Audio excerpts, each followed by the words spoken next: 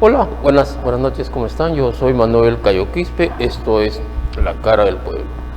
Hoy día estamos jueves 15 de septiembre del año 2022, estamos en la ciudad de Puerto Maldonado. Día de hoy vamos a comentar un poco el panorama electoral de la región de Madre de Dios. Además, ayer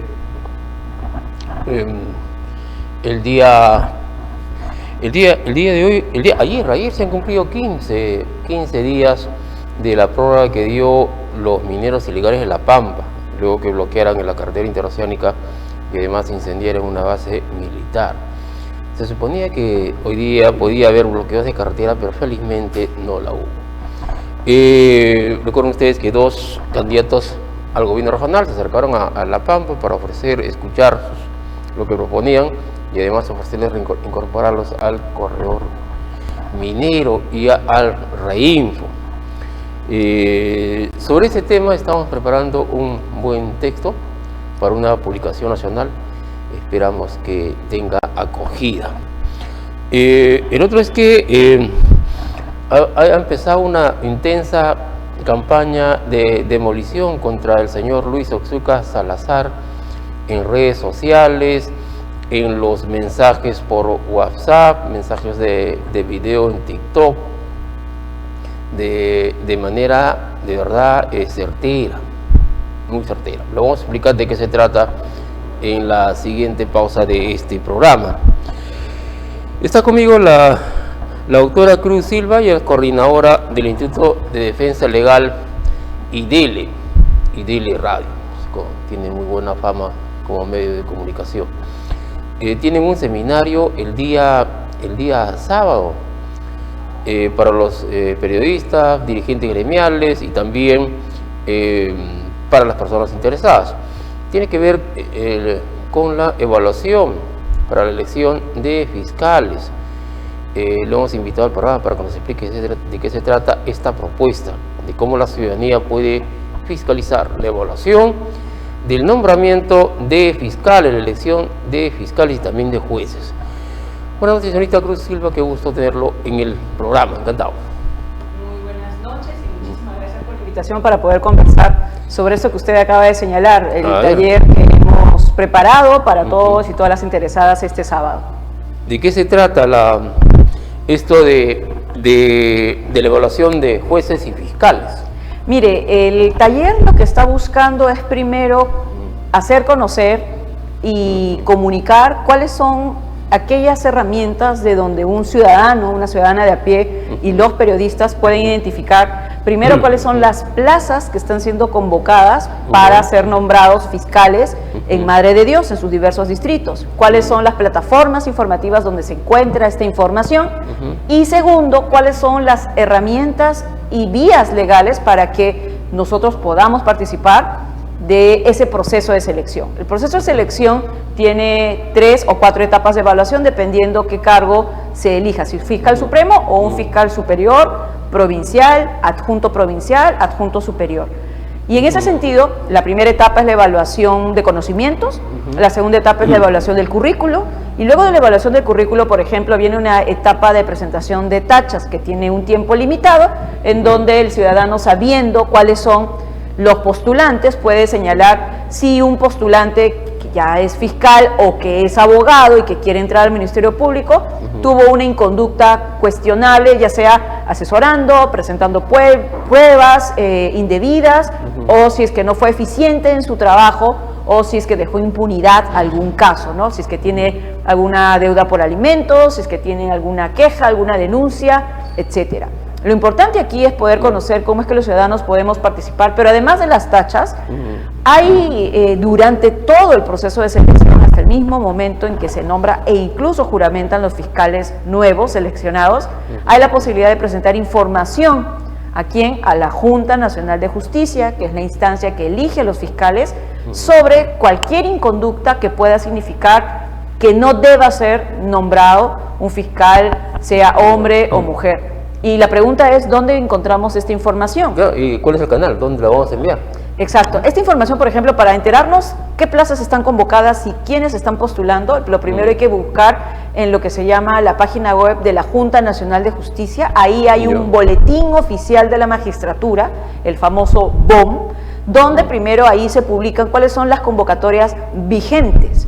Actualmente hay una convocatoria amplísima a nivel nacional de diversas plazas, donde incluso hay unas plazas que se han convocado para Madre de Dios. Lo segundo es ver quiénes son los postulantes. Hay listas de declaración de aptos que aparecen en la misma plataforma de la Junta Nacional de Justicia.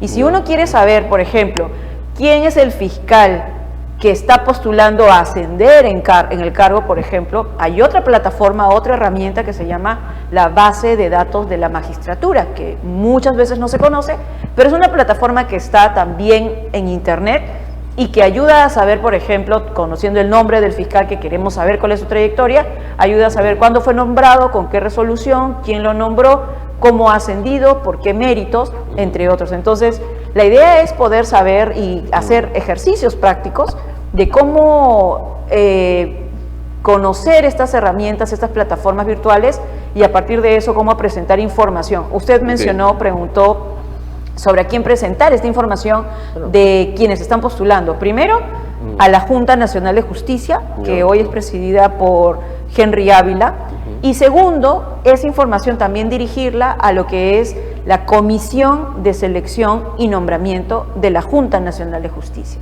Porque esta comisión es la que va a dar cuenta al Pleno de la Junta las tachas que se han presentado, la información que se ha alcanzado, y la idea es también hacerle el seguimiento a estas instancias sobre lo que va a pasar con nuestro acercamiento de información. Y hay entrevistas públicas, dicho sea de paso, donde también uno puede indirectamente participar solicitando a la Junta que tenga en cuenta esta información que se le está alcanzando.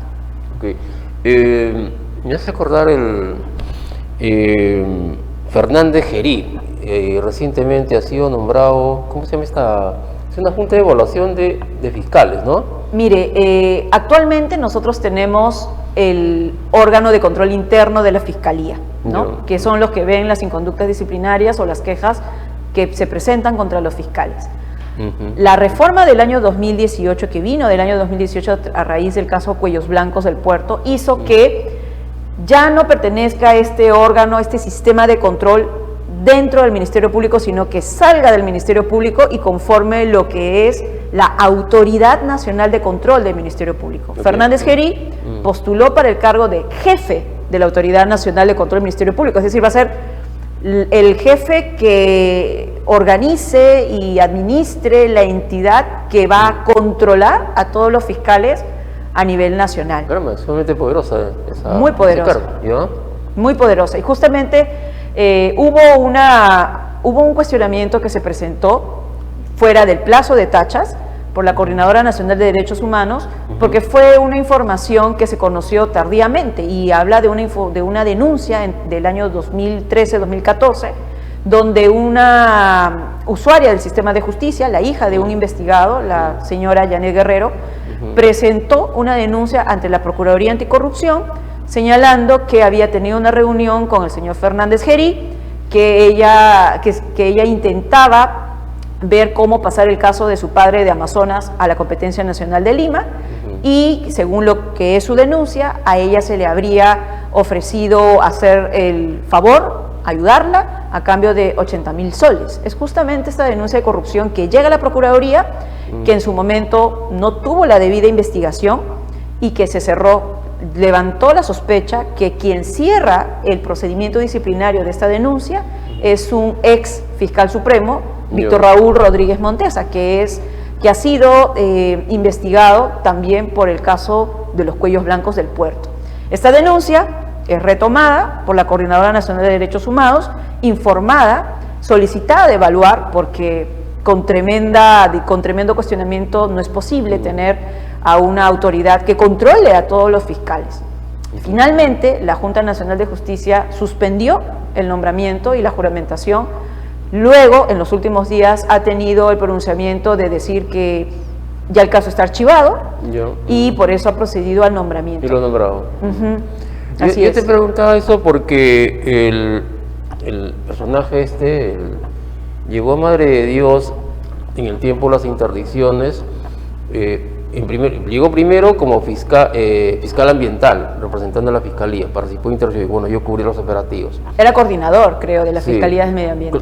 Ya, pero después vino como representante del gobierno central, como jefe de, ¿cómo se llama este?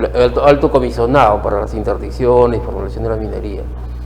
Entonces, bueno, de acá yo miraba como cargos incompatibles, ¿no? Una parte viene representando, digamos, a la fiscalía, y en otro lugar viene representando ya ahora al gobierno, que son instituciones distintas, ¿no? Pero me parecía que debería observar eso, pero no, de verdad que no conocía los canales para poder... Sí, justamente por eso es la importancia de conocer cuáles son las convocatorias que se han abierto. Mire, hay una convocatoria que también sigue abierta porque fue declarada desierta, tienen que volver a convocar a la misma figura, pero para el Poder Judicial.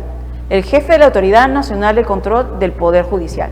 Y otra cosa, a finales de este año se va a nombrar nuevamente a todos los presidentes de Cortes Superiores del país, que lamentablemente es una elección que no se tiene muy visibilizada por todo lo que acontece en el día a día en nuestra región, ¿cierto? Entonces, el tema político está ocupando la mayor parte de los medios, ¿no? Exacto, y eso pierde un poco de vista que el poder del sistema de justicia, que justamente va a investigar los presuntos delitos de ese poder político, y no solamente el poder político, el poder económico y el poder ilegal, está en este momento reeligiendo a sus autoridades. Ahora, ya no va a ser la ODIGMA, ¿así? Así es, en el Poder Judicial ya no va a ser la OCMA ni las ODECMAS, va a ser la Autoridad Nacional del Control del Poder Judicial. Se abrió la convocatoria, pero fue declarado desierta porque ninguno de los postulantes pasaron los mínimos de las etapas de evaluación. Uno tiene que alcanzar más de 66.6 puntos y en las etapas los postulantes quedaron en menos de ese promedio y por eso no se logró el nombramiento. ¿Y estos que postulan son también jueces o no tienen que ser jueces? No tienen que ser jueces, pueden ser abogados, litigantes, y ahí también es interesante porque uno dice... Cualquier abogado litigante puede postular. Puede juzgar, evaluar a un juez, ¿no? Que tienen trayectoria, tienen experiencia. Exacto. Y, por ejemplo, uno preguntaría, ¿se conoce qué va a pasar con los casos o las personas que estos abogados que postulan patrocinaron? ¿Puede sugerir un conflicto de intereses? Los abogados litigantes, por ejemplo, estarían interesados en... Exacto, por eso es que la norma que habla sobre qué pasa cuando un abogado litigante postula una función pública, de acuerdo al Código de Ética de la profesión, tienen que tener un registro de quiénes son, a quienes patrocinan, en qué causas y con qué otros abogados, pero lo que no se sabe es de que estos abogados tienen la obligación de hacerlo y por ser una herramienta de prevención de conflictos de interés cuando postulan a la actividad pública, no se los pide, nadie se las pide, pero es importante. Por ejemplo, ahora nosotros ya sabemos que existe la obligación de hacer ese registro, que si no hacen ese registro es una sanción ante el Colegio de Abogados pertinente, y es un deber mostrar ese registro para prevención de conflictos de interés. Claro, y ahora también interesa esto lo que dices porque hay famosos estudios de abogados que tienen mucha influencia, mucho poder, obvio que les puede interesar de esta forma controlar a las cortes. Así es, mira, y han surgido algunas dinámicas que es que algunos estudios de abogados o abogados conocidos que no quieren ser muy visibles, contratan a otros abogados que son los llamados abogados satélites para que presenten con su colegiatura las denuncias. Por eso es bien importante, y esto es algo que ha surgido a raíz de las conversaciones con diversos fiscales y abogados y defensores de derechos humanos, que el sistema de justicia ponga en su registro de causas quiénes son los abogados que patrocinan. Si uno va y pide información al Poder Judicial, al Ministerio Público sobre qué abogados están patrocinando tales causas, no tienen ese registro, porque no tienen en su plataforma la celda donde integrar. Si ponen expediente, qué fiscalía, qué juzgado, cuál es la causa, cuáles son las partes, pero no el dato del abogado, que es muy, muy importante, como acabas de señalar. Qué importantes estos temas. ¿Y cómo evalúan ustedes estas reformas que se han dado en ese periodo, además que se disolvió el Congreso, ¿no? En aquella oportunidad? En el tema electoral, por ejemplo, digamos, hay una mala experiencia, ¿no? No ha funcionado. Sí, mire, nosotros creemos que las reformas del sistema de justicia no pueden avanzar, primero, sin ser un proceso abierto de participación de la ciudadanía, de los periodistas que investigan antecedentes, de jueces, fiscales, abogados. No puede avanzar una reforma sin su participación. Segundo, no puede haber una reforma del sistema de justicia sin hablar de los presupuestos y del control del presupuesto. El Ministerio Público, por ejemplo, cuenta con solo la tercera parte de lo que mínimamente necesita para funcionar. Así, ¿qué reforma va a ir para adelante? ¿Cierto? Y además, no es posible una reforma de la mejora de un poder del Estado sin la reforma del otro poder del Estado, que es justamente el poder político, la reforma política. ¿Por qué? Porque lo que está sucediendo es que el poder político está siendo filtrado por representantes de presuntas organizaciones criminales que luego están siendo denunciados ante el sistema de justicia. Entonces, si no tenemos una reforma para que estas personas no se hagan de un poder del Estado y ergo no busquen la impunidad o no traten de filtrar otro poder del Estado, lo importante es que esta reforma del Poder Judicial o del sistema de justicia vaya de la mano con la reforma del sistema político. Se ha solido ver de forma separada, pero es súper importante que se forme al paralelo. Hay todavía retos de la reforma del Poder Judicial. La Junta Nacional de Justicia, por ejemplo, viene a reemplazar al ex Consejo Nacional de Magistratura, ¿cierto? Están estas nuevas autoridades nacionales de control. Pero la pregunta es, ¿estamos viendo que las instituciones que salen de la reforma están siendo integradas por personas que están haciendo honor a su cargo? Por ejemplo, ¿los ciudadanos se sienten o no confiados en que una persona con el perfil del doctor Juan Antonio Fernández Gerí esté ahora al mando de la entidad contralora de todos los fiscales? ¿Hay confianza en eso? ¿Hay legitimidad en eso? Entonces, las reformas, más allá de la norma, parece que todavía no están cuajando debidamente porque no estamos llegando a nombrar a personas en las entidades absolutamente incuestionables. Y finalmente, la fiscal de la Nación que tenemos resultó siendo, digamos, fuera de control, ¿no? Con las acciones últimas que están siendo cuestionadas. Mire, la verdad que es un debate súper importante y arrastra problemas estructurales, ¿no? La fiscal de la Nación, que fue elegida previamente como fiscal suprema, fue elegida por la Junta Nacional de Justicia, claro, en efecto, ¿no? Se espera digamos, una labor incuestionable, pero hay mucho incuestionamiento, como esto cercano de que le quitan la función que investigaba a una jueza que es su hermana, ¿no? Sí, mire, lo que toca ahora en sí es que la Junta Nacional de Justicia no solamente una revisión de qué falló en su proceso de selección de fiscales supremos para dar con un perfil que luego en las primeras semanas de ejercicio ha puesto en debate las facultades de una Fiscalía de la Nación, ¿no? Estamos hablando de, por ejemplo, esta facultad de trasladar y cambiar fiscales en condición de provisionales. ¿Cómo es posible que haya finalmente cambiado, además de ello, a la fiscal que dirigía el despacho que tenía las investigaciones de sus dos hermanas, dos juezas, hoy en actividad, cuando en la entrevista pública la fiscal señaló que no intervendría por cuestiones éticas de ninguna manera, ¿no? Y además es también importante que la Junta pueda evaluar que la Fiscalía de la Nación señaló que no había jamás conversado sobre estos temas con alguna autoridad fiscal. Y luego la fiscal Bersabé Revilla, en una publicación de IDL Reporteros, revela, es su palabra, su postura, su verdad, que sí, que la doctora Benavides fue a buscarla a su despacho y le habló del caso concreto de su hermana, de la jueza Emma Benavides. Entonces, ante estas evidencias y otras de investigación, la Junta, de lo que se ha informado, es que ha comenzado ya 3 investigaciones preliminares, ¿no?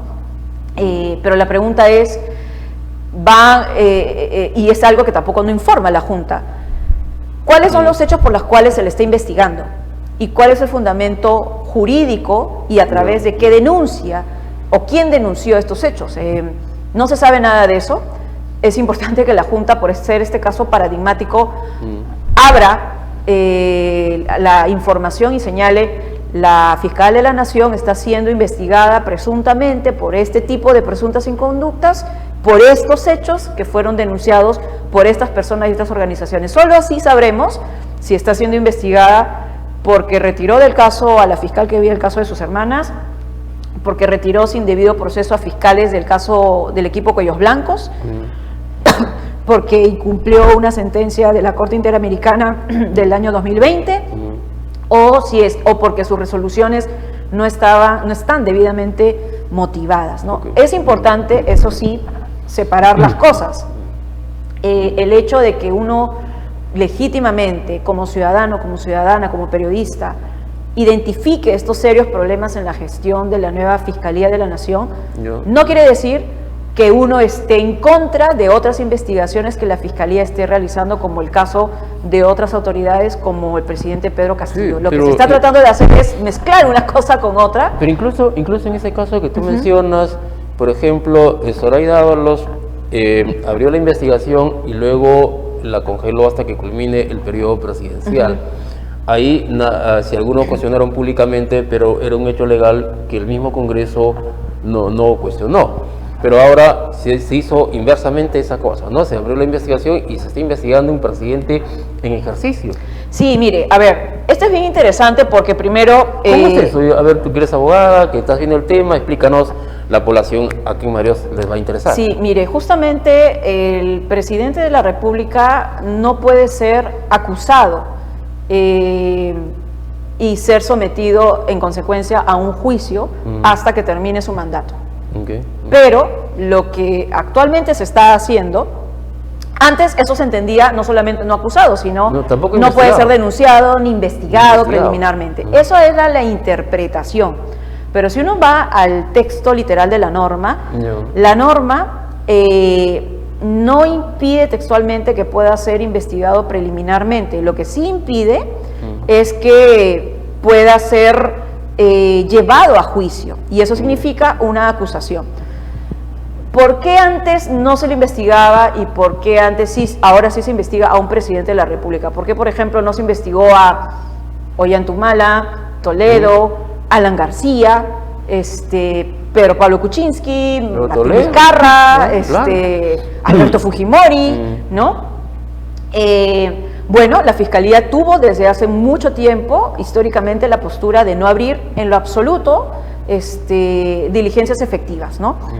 Pero actualmente lo que se ha hecho es cambiar la postura, y no fue la doctora Benavides, sino su predecesor, el doctor Pablo Sánchez, indicando de que, haciendo un balance con los deberes internacionales que el Perú está adscrito contra la corrupción, era importante que se investigue, pero también pone un límite, ¿no?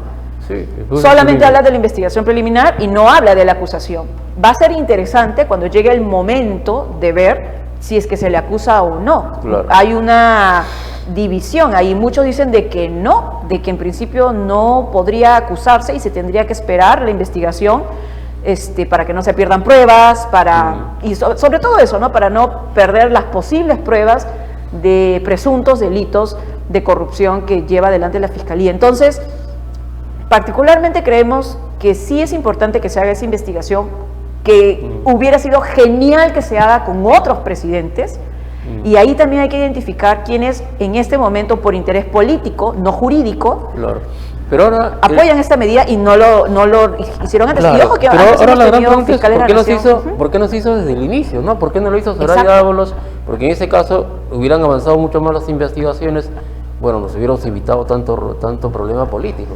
Sí, mire, yo creo que la doctora Zoraida Ábalos, también con una interpretación razonable hasta ese momento, se adscribió a la postura histórica de la Fiscalía de la Nación, que, dicho sea de paso, era cuestionable, porque imagínense, haber tenido la oportunidad de investigar, por ejemplo, a Pedro Pablo Kuczynski en su momento, a Ollantaytamala, a Fujimori, a Alan García, Vizcarra mandó igual, hubiera sido importantísimo, pero no obstante no se hizo. En todo caso, la doctora Ábalos mantuvo esa postura del Ministerio Público histórica.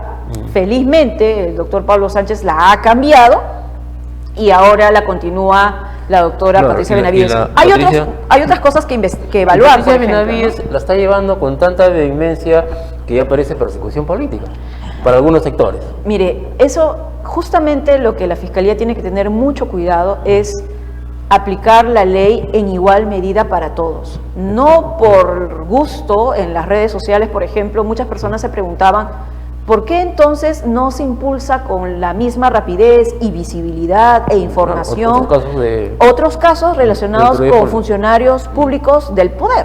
¿No? Muchos preguntaban, por ejemplo, respecto de Luciana León, ¿no? ¿Qué hay con ella?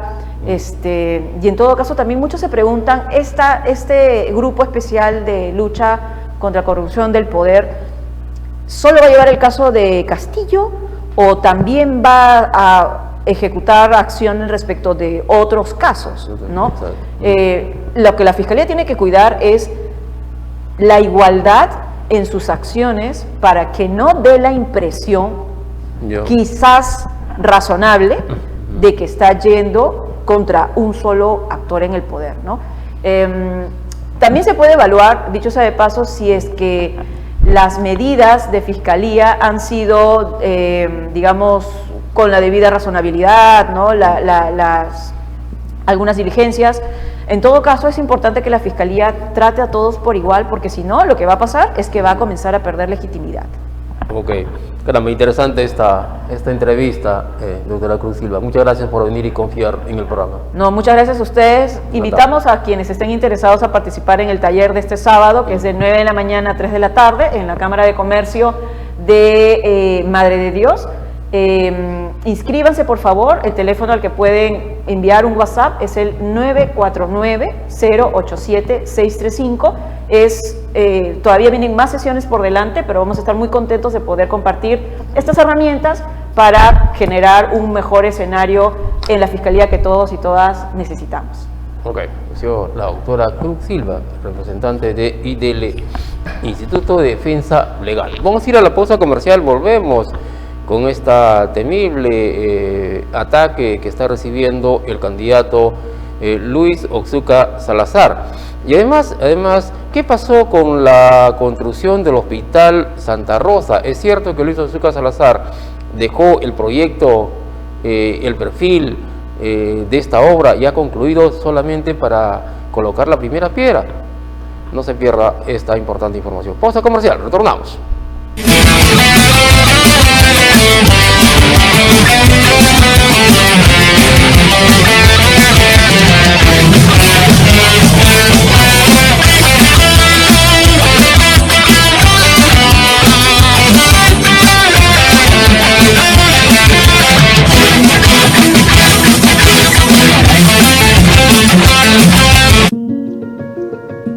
¿Y quién tiene servicios públicos de calidad? ¿Tu colegio? No. ¿Agua potable las 24 horas? Prepárense, ya se vienen las elecciones municipales. Nos van a prometer un montón de cosas. Pero en nuestras regiones, donde hemos tenido tantos millones, ¿qué se ha hecho? Muy poco. ¿Dónde están las obras? En el 2021, el Estado tuvo una recaudación récord de impuestos, especialmente de la minería, que pagó 3 veces más que en los años anteriores. 3 veces. ¿Se van a invertir para el progreso de nuestras comunidades? ¿De nosotros, los jóvenes? Yo no quiero un país que desperdicie sus recursos cuando hay tantos peruanos sin oportunidades. Yo quiero un Perú para todos. Yo también. Yo también. ¿Y tú?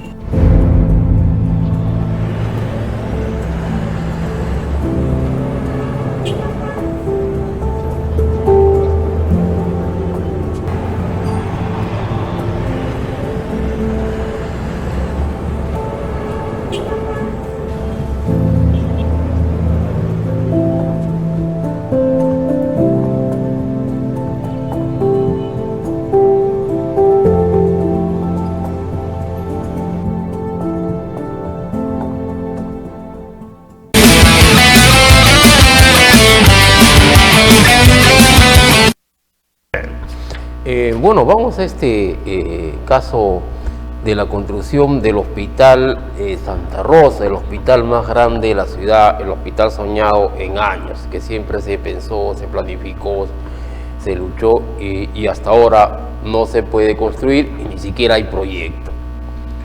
¿Por qué? El señor Luis Otsuka Salazar, cuando culminaba su mandato, de lo que yo sabía, estaba a punto de colocar la primera piedra para esto ahora. ¿Había proyecto? ¿Había presupuesto? ¿Había maqueta de este proyecto? Bueno, sí, yo acabo de conseguir el perfil de proyecto, acá lo tengo. Acá lo conseguí, el perfil de proyecto, tiene su código de SNP y todo. Vamos viendo las primeras fotos, Bruce. Las fotos 1, 2, 3, hasta la 4, son fotos de este proyecto, del Hospital Santa Rosa. Ahí está la primera fotografía, que es una maqueta impresionante. Este proyecto tenía presupuesto, tenía proyecto. Miren la foto aérea que tenía este hospital, hermoso Hospital Santa Rosa, ¿no? Esta es una foto de frente de la maqueta. Y también tiene una foto del interior. Acá está, este es el interior del Hospital Santa Rosa. Esto se iba a construir en el mismo Hospital Santa Rosa. Se iba a derrumbar toda la infraestructura y sobre esa derrumbe de toda la infraestructura se iba a construir. Y el hospital, ¿cómo se llama esto? Que construyen uno mientras destruyes esto acá y construyes otro paralelo, mientras las otras actividades se desarrollan. Tiene un nombre especial, pero no lo acuerdo ahorita. Pero eso se iba a construir donde quedaba el terreno de casa, ¿sí? Y el hospital se iba a construir ahí. ¿Qué era la forma? Era la fórmula más rápida, era la forma más conveniente que buscar otro terreno, porque dice, como explica Otsuka Salazar, requería algunos requisitos, como tener agua, electricidad, y el terreno que tiene el hospital, la Dirección de Salud, por la rompeolas, no tenía esas condiciones, y hasta ponerlo, implementarlo, requerían otras cosas más, otras evaluaciones a los estudios y hacer otras obras paralelas ahí, ¿no? Porque el agua no llegaba a ese lugar. Entonces, eso hubiera retrasado, ¿ya? Había retrasado. Entonces, el proyecto tenía proyecto, había el presupuesto, tenía el código SNP. Acá tengo yo el monto del presupuesto de 399.787. Y había una partida ya para empezar a construir el proyecto. O sea, el siguiente gobierno de Luis Hidalgo Okimura podía colocar la primera piedra, si no era en enero, en febrero. Y la obra seguramente que cuando venía la pandemia ya hubiera estado regularmente avanzado para poder atender la pandemia que causó enorme flagelo en esta región, donde han muerto más de 600 personas. Y eso no hubiera ocurrido si la siguiente gestión hubiera construido este hospital, que era la mayor preocupación además que tenía durante su gestión Luis Otsuka Salazar. Quería hacer grandes proyectos, como fue la construcción de más de 27 colegios, ¿no? Esta es la entrevista que le hacemos a Luis Otsuka Salazar, donde él habla con claridad por qué no se construyó el hospital. ¿Por qué no se construyó el hospital si quedó el proyecto, quedó la obra, quedó la maqueta, quedó el presupuesto?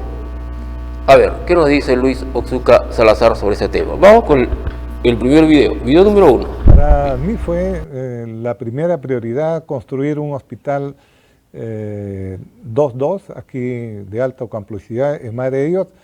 Cuando estuvimos el primer día de enero, que nos citó en el Palacio de Gobierno el presidente, yo lo solicité para poder comenzar a hacer un expediente de esa envergadura aquí y crear un hospital en Madre de Dios. Consecuencia de ello, se comenzó a elaborar, y este hospital tiene un código de SNP que es el 342907 y está activo. Nosotros lo dejamos ya viable, en estado de viabilidad. Este expediente con fecha 2 de abril de 2018 ya estaba, es la última fecha de actualización que tuvimos en Palacio de Gobierno. Sí, acá lo tiene, esto está, este es el código de SNIT y la viabilidad que tiene ese expediente, que lo tiene PRONIS. Sí, las personas que dudan pueden ellos entrar con este código de SNIT para poder verificar en qué estado está. Acá lo dice, acá está el documento. Yo le dejé el 2 de abril del 2018, el último año de mi gestión, este hospital ya estaba viable. Incluso el hospital de contingencia iba a ser acá en Prona, que queda en Madre de Dios, y en un año debía ser el hospital de contingencia y posteriormente 6 meses de traslado, y en 3 años debía estar ya construido este hospital, ¿no? La verdad es que habría que preguntarle a él por qué cambió, estando ya un expediente técnico listo para su ejecución. No sé, la verdad es que me sorprende por qué no lo hicieron. Ahorita ya tuviésemos un hospital de esa categoría, ¿no? Definitivamente que sí, está en PRONIS. Yo le digo a la población, las personas interesadas, para que no estén hablando de incoherencias, que no se trabajó, que no existe nada, le doy el código de SNIT que tiene, por ejemplo, el 342907, que está totalmente activa y es viable. Yo tenía un convenio firmado con PRONIET, con el Ministerio de Salud, para enviar con el ministro, que en ese entonces era. Hemos mandado 6 técnicos que están aquí en Maldonado para que ellos ayuden a elaborar este expediente en lo más corto tiempo posible, ¿no? Y esto es lo que hicimos. Y de yo llegar a ser gobernador, estoy seguro que lo retomaré este hospital para concluirle unos 3 años, ¿no?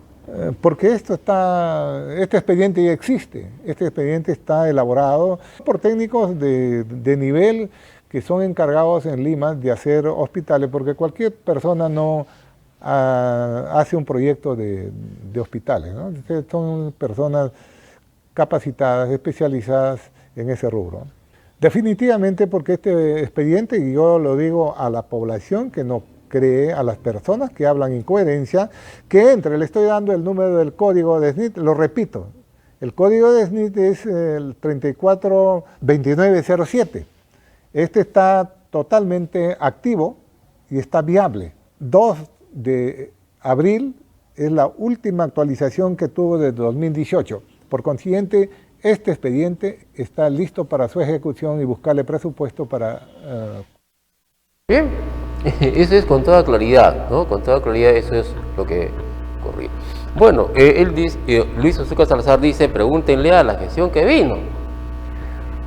Bueno, yo sé lo que pasó, ¿no? Yo sé lo que pasó. Había una posición del Colegio de Médicos contra la propuesta que tenía Azúcar, que ya había concluido.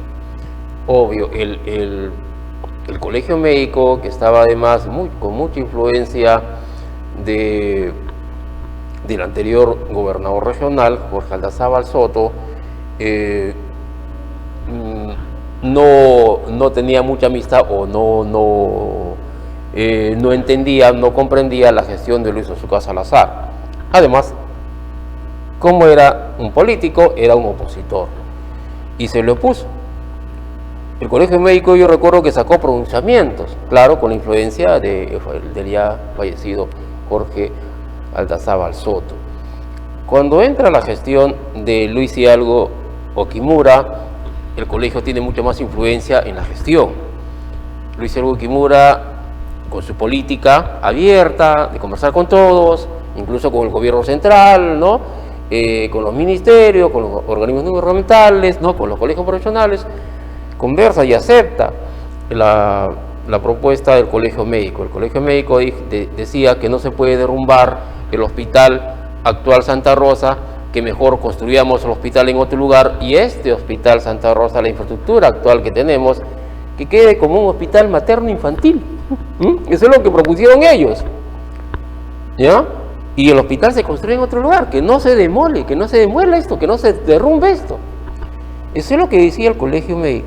Se pasó el tiempo, se perdieron mucho tiempo y, obvio, los proyectos, si no se cumplen, si no se ejecutan en su momento, se pierden. Eso es lo que pasó. Y luego quisieron hacer otro proyecto, como sugería el colegio médico, en otro lugar. La carretera rompió olas, buscaron otro lugar, rebotaba, luego aceptaron un nuevo lugar y creo que era lo que es el ex casa, y hicieron el proyecto. Los proyectistas que contrataron, porque una obra de casi 300 millones de soles, como dice acá el código SNIF, el proyecto cuesta como más de 10 millones de soles, es el 10% del proyecto.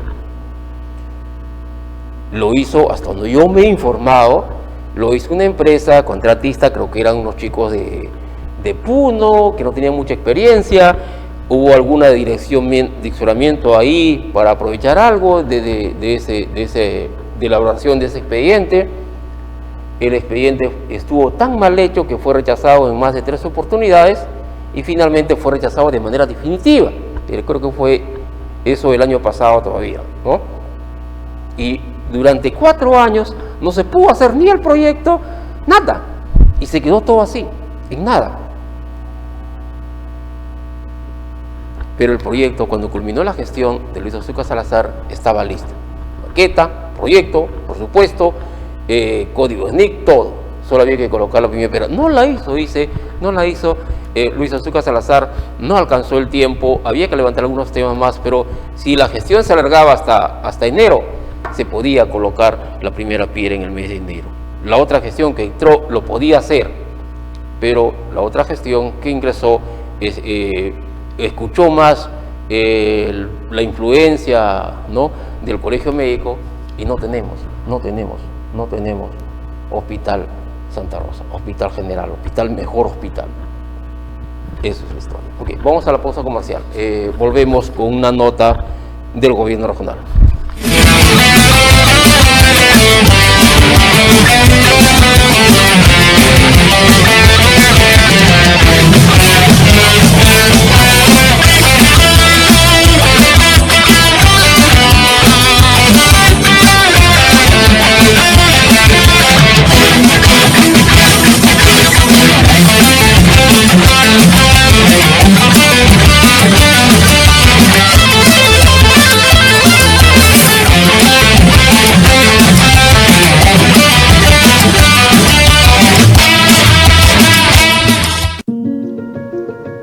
¿Y quién tiene servicios públicos de calidad?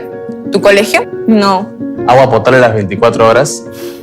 Prepárense, ya se vienen las elecciones municipales. Nos van a prometer un montón de cosas. Pero en nuestras regiones, donde hemos tenido tantos millones, ¿qué se ha hecho? Muy poco. ¿Dónde están las obras? En el 2021, el Estado tuvo una recaudación récord de impuestos, especialmente de la minería. Que pagó 3 veces más que en los años anteriores. 3 veces. ¿Se van a invertir para el progreso de nuestras comunidades? ¿De nosotros, los jóvenes? Yo no quiero un país que desperdicie sus recursos cuando hay tantos peruanos sin oportunidades. Yo quiero un Perú para todos. Yo también. Yo también. ¿Y tú?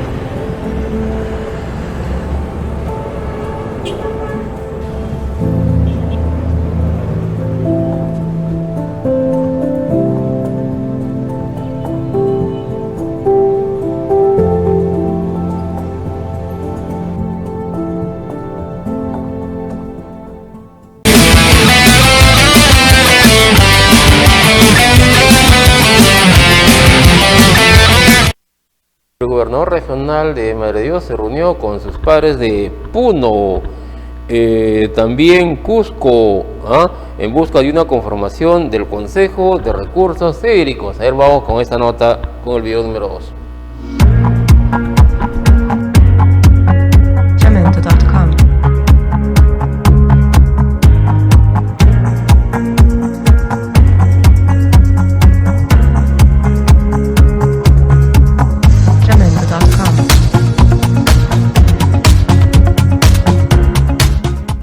Y a todos ustedes, ingenieros, técnicos, personal que ha venido a colaborar y apoyar directamente a este trabajo del Grupo Impulsor de la Cuenca Hidrográfica del Madre de Dios.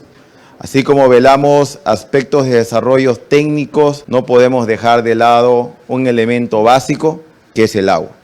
El cuidado de los recursos hídricos tiene que partir de la perspectiva y el conocimiento y el liderazgo de las autoridades regionales. Y es por eso que tienen en esta mesa a los dos gobernadores, como es Puno y Cusco, pero que nos une una cuenca hidrográfica, que es el Madre de Dios. Hoy, a través de este grupo impulsor, vamos a trabajar y vamos a dar los avances que se vienen detallando por cada gobierno regional. Reciban el saludo del gobierno regional de Puno, de la población quechua, aymara, uru y también amazónico. Actualmente nuestros ríos, nuestras cuencas se encuentran pues totalmente contaminadas por diversas fuentes. Esta es una preocupación que tenemos nosotros como gobierno regional de Puno. Y creo que son estas reuniones que ahora nos están retomando ese trabajo de poder unificarnos entre gobiernos regionales y dialogar sobre nuestra problemática común que tenemos. En el gobierno regional de Puno se ha conformado el grupo impulsor del Consejo de Recursos Hídricos de Cuenca Interregional Madre de Dios, ámbito región Puno, bajo una resolución ejecutiva regional.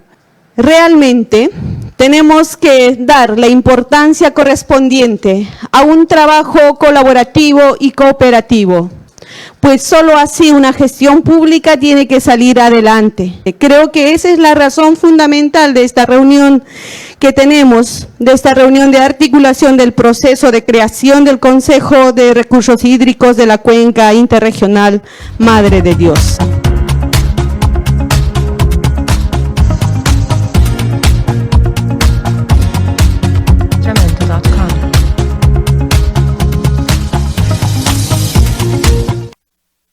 Se preocupan por los recursos hídricos, ¿no? Y tiene mucha importancia porque las cuencas, las cabeceras de cuencas de los ríos Madre de Dios y Tamopata vienen de Puno y también de Cusco. Bueno, con esto hemos terminado el programa. Yo soy Manuel Cayo Quispe. Esto es La Cara del Pueblo. Nos vemos mañana.